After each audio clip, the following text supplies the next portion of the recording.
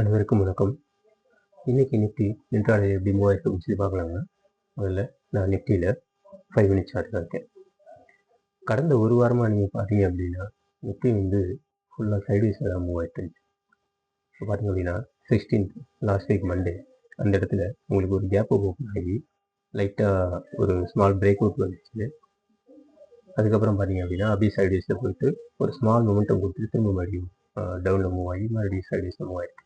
Okay, so பெருசாக momentum வந்து இல்லை, ஒரு 100 பாயிண்ட்டுக்குள்ள தான் மூவ் ஆயிருக்கு நிஃப்டி. அதே மாதிரி அடுத்து டியூஸ்டே நீங்கள் பார்த்தீங்க அப்படின்னா இம்மிடியட்டாக ஒரு கேப் ஓப்பன் ஆகி மறுபடியும் ஃபுல்லாக ரெட் ஹேண்டில் க்ளோஸ் ஆகி அதுக்கப்புறம் அங்கேருந்து ரிவர்ஸ் ஆகிருக்கு. ஸோ நம்ம ஒரு 15 மினிட்ஸ் கழிச்சு இந்த இடத்துல நம்ம என்ட்ரி எடுக்கணும் அப்படின்னா இங்கேருந்து ஒரு அதாவது மார்க்கெட் மூமெண்டம் பார்த்துட்டு அது பிரேக் அவுட் ஆகுதா இல்லையா, இல்லை புள்ளி சைடா பேர் சைடா அப்படின்னு கன்ஃபார்ம் பண்ணுறதுக்குள்ள அதுக்கப்புறம் ஒரு மார்க்கெட் மூமெண்ட் பார்த்தீங்க அப்படின்னா ஒரு 100 பாயிண்ட் தான் மூவ் ஆயிருக்கு. ஓகே, திரும்ப மறுபடியும் டவுனில் ஃபாலோ ஆயிருக்கு. இதே மாதிரி ஒவ்வொரு நாளும் உங்களுக்கு சைட்வேஸில் தான் மூவ் ஆயிருக்கு.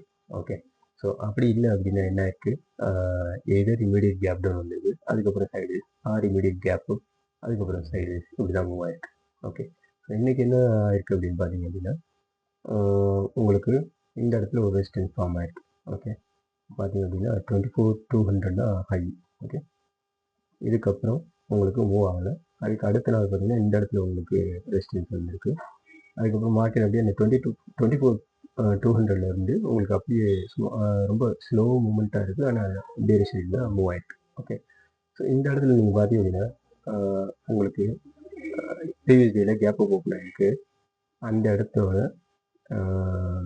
இன்னைக்கு உங்களுக்கு அந்த இடத்துல பிரேக் டவுன் பண்ணி மூவ் ஆயிருக்கு. அது மட்டும் இல்லாமல் இன்னைக்கு மார்க்கெட்டுடைய ஓப்பனிங் ரேஞ்ச் அந்த இடத்தையும் பிரேக் டவுன் பண்ணி உங்களுக்கு டேரேஷனில் மூவ் ஆகுது. ஸோ இந்த இடத்துல நமக்கு வந்து ஒரு கன்ஃபர்மேஷன் கிடைக்குது. அதாவது ஒரு ஃபஸ்ட்டு ஒரு 1 ஹவருக்கு உங்களுக்கு மார்க்கெட் வந்து ஒரு லெவலுக்கு மேலே புள்ளி சைடில் மூவ் ஆகணும். ஓகேங்களா, ஸோ அதுக்கப்புறம் ஒரு ஸ்மால் டவுன் ஃபால் வந்து திரும்ப மறுபடியும் அந்த லெவலில் வந்து மறுபடியும் போயிட்டு ஈவன் இந்த இடத்துலையோ இந்த இடத்துலையோ நம்ம என்ட்ரி இருந்தால் கூட ஓகே ஸ்டாப்பில் ஃபிட் ஆகிருக்கு வாய்ப்பு இல்லை.